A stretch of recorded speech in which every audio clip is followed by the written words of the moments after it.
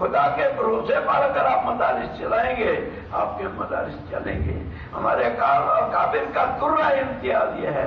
حضرت نانوتوی رحمۃ اللہ علیہ کے اصول ہشتگانہ میں دیکھ لو حضرت نانوتوی رحمۃ اللہ نے اصول ہشتگانہ میں کیا فرمایا ہے. ہر مدرسے کو اپنے پاس اصول ہشتگانہ رکھنا چاہیے.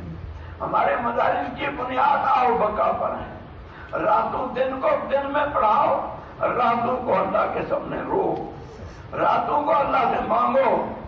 مجھے یقین ہے کہ آپ پبلک کے سامنے جانے سے پہلے جب اللہ سے فریاد کریں گے پبلک بلا بلا کر آپ کو چندہ دیں گے، لوگ بلا بلا کر آپ کو چندہ دیں گے، لوگ تلاش کریں گے آپ کو تلاش کر کر. اور ایسا ہو رہا ہے، ایسا ہوتا رہا ہے میرے بھائیوں اور دوستوں. اس لیے جو ہے اپنے اندر انابت اللہ، رجوع اللہ پیدا کرو.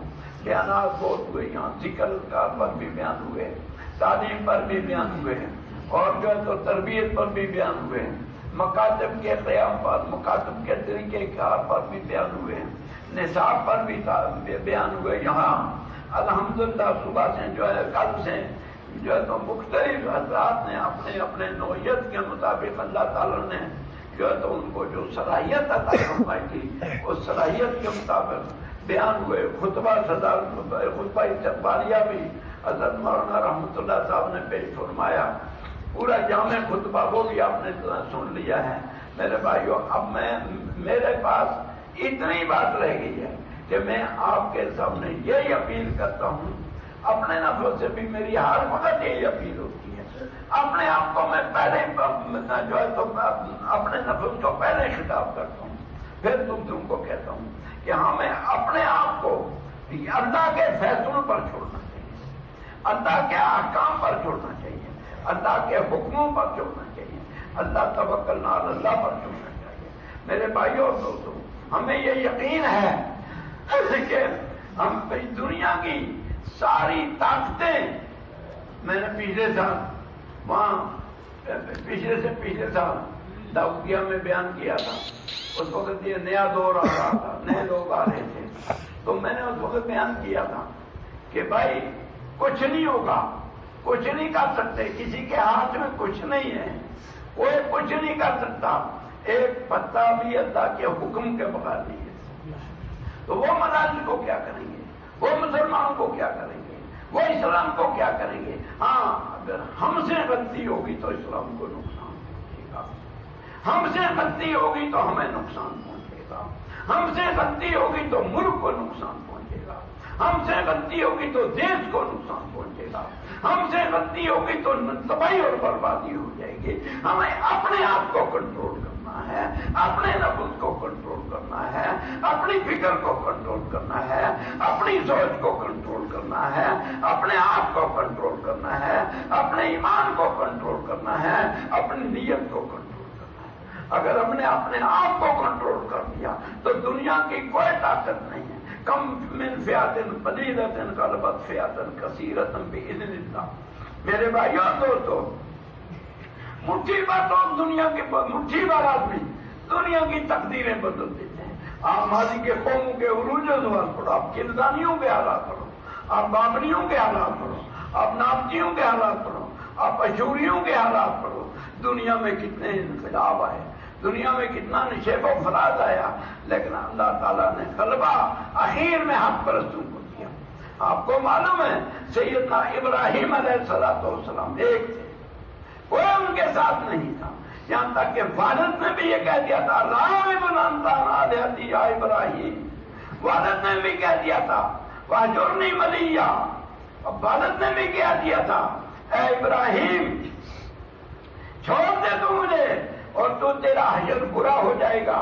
اور پھر حضرت ابراہیم کو چیخا پر چڑھائے گا. مشہور واقعہ ہے، آپ علماء سب جانتے ہیں. میرے بھائیوں اور دوستوں، ایک سیدنا ابراہیم علیہ السلام اور سیدہ حاجرہ، اور سیدہ حاجرہ کے ساتھ جو حضرت سارہ اور اس کے بعد سیدہ حاجرہ، ان سے اللہ تبارک و تعالیٰ نے پھر جو ہے کس طرح بیت المقدس کو آباد کروایا، کس طرح بیت اللہ کو آباد کروایا.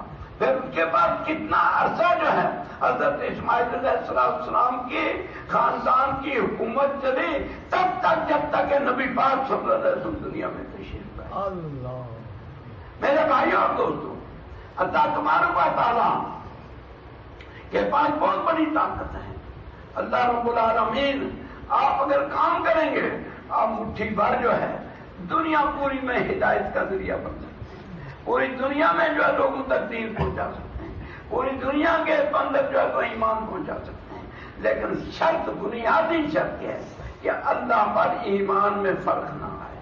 جو ایمان کے اصول اللہ کے نبی نے بیان فرمائے ہیں، میرے بھائیوں اور دوستوں، اگر ہم اللہ سے غافل ہو جائیں گے تو ہماری زندگی تباہ، ہماری معیشت تباہ، ہماری اقتصادیات تباہ، ہمارے اکنامک تباہ، ہمارے مدارس تباہ، ہمارا نظام تباہ، ہمارا معاشرہ تباہ، ہماری سوسائٹی تباہ ہو جائے گی۔ اور اگر ہم اللہ تعالیٰ کے ذکر میں جڑے رہیں، اللہ تعالیٰ کی تعلیمات میں، اللہ تعالیٰ کے احکام میں جڑے رہے، اوامر اور نہی کا خیال رکھا، نواہی کو اور احکام جو ہے اوامر کو ہم نے مضبوطی سے تھامے رکھا، کبھی بھی اوامر اور نہی میں آنچ نہ آنے دی، چاہے وہ ہمارے گھر کا مسئلہ ہو، چاہے فرد کا مسئلہ ہو، چاہے رشتہ دار کا مسئلہ ہو، چاہے علاقے کا مسئلہ ہو، چاہے ملک کا مسئلہ ہو، چاہے اجتماعی مسئلہ ہو، چاہے انفرادی مسئلہ ہو، شریعت کی بالا دستی رہنی چاہیے، ایمان کی بالا دستی رہنی چاہیے، قرآن کی بالا دستی رہنی چاہیے۔ ہمارا ساری زندگی کا سب سے بڑا محور جو قرآن حدیث ہونی چاہیے۔ اگر ہم اس پر ڈٹے رہیں، اگر ہم اس پر مضبوط رہیں تو اللہ کی نصرت قدم قدم پر ہمارے ساتھ ہو۔ اللہ تبارک و تعالیٰ قدم قدم پر ہماری جو حفاظت فرمائیں گے۔ ہم نے دیکھا کسی جگہ جو ہے ایک آدمی نے جو ہے خدا کے سہارے پر ایک درخت کے نیچے ایک مکتب جو ہے تو ڈال کر بیٹھ گیا، کل چل کر وہ بہت بڑا مدرسہ بن جاتا ہے۔ آپ دیکھیں گے جا کر، اگر آپ لوگ گئے ہیں، نہیں گئے تو جا کر دیکھیے، حضرت قاری صاحب رحمۃ اللہ، قاری صدیق صاحب رحمۃ اللہ علیہ رحمۃ واسعہ، جب وہ بیٹھے اس وقت وہاں کے حالات کیا تھے، بلکہ پورے مہاراشٹر کے حالات کیا تھے، لیکن ایک مرد مومن جس کے اندر اخلاص بھرا ہوا تھا، جس کے ایمان کی شعاعیں اللہ تعالیٰ کے ہاتھ سے جا کر ٹکراتی تھی، میرے بھائیوں اور دوستوں، اس کے ایمان کی طاقت نے اس علاقے کی کایا پلٹ کر رکھ دی۔ میرے بھائیوں اور دوستوں، یہ سب سے بڑا سرمایہ ہے ہمارے پاس، یہ سب سے بڑا نظام ہے ہمارے پاس، یہ سب سے بڑی تربیت ہے ہمارے پاس، یہ سب سے بڑی فکر ہے ہمارے پاس۔ اگر ہم اس پر قائم رہیں تو اللہ تبارک و تعالیٰ قدم قدم پر ہماری نصرت فرمائیں گے۔ قدم قدم پر اللہ تعالیٰ ہمیں جو ہے ان تنصروا اللہ ینصرکم ویثبت اقدامکم۔ میرے بھائیوں اور دوستوں، اگر ہم اللہ کے دین کے لیے ہم تن کھڑے رہیں گے، کھڑے نہیں ہوں گے بلکہ دائماً کھڑے رہیں گے، دائماً قائماً مستمرا من الحال الى المستقبل، تو انشاءاللہ العزیز اللہ رب العالمین کی طرف سے آنے والے وقتوں میں بھی اس کے ثمرات چلے جائیں گے۔ یہ دو باتیں میں نے بتا دی۔ تیسری بات، دعوت کا کام، تعلیم کا کام، وحی کا کام سب سے پہلے کہاں سے شروع ہوا؟ سب سے پہلے اللہ کے نبی پر جب قرآن نازل ہوا، اللہ کے نبی نے سب سے پہلی محنت کس پر کی؟ سب سے پہلے آپ کہیں گے ابو بکر صدیق میں کہوں گا نہیں، آپ کہیں گے حضرت علی میں کہوں گا نہیں، آپ کہیں گے کسی اور پر میں کہوں گا نہیں، بتاؤ کس پر ہوا؟ سب سے پہلی محنت جو قرآن پاک نازل ہوا، اللہ تبارک و تعالیٰ نے سب سے پہلے اپنے گھریلو ماحول کو بنایا، سب سے پہلے خدیجہ الکبریٰ کو بنایا، اور خدیجہ الکبریٰ کو اللہ کے نبی نے اتنی تعلیم دی، اتنی تعلیم دی، اتنی تربیت دی۔ یہ پہلی سنت ہے کہ ہم اپنے گھر سے دین کو شروع کریں، اپنے گھر کے کو پاکیزہ گھر بنائیں، اپنے گھر کو جو ہے تو دین کا گھر بنائیں، اپنے گھر کو جو ہے تو اللہ کا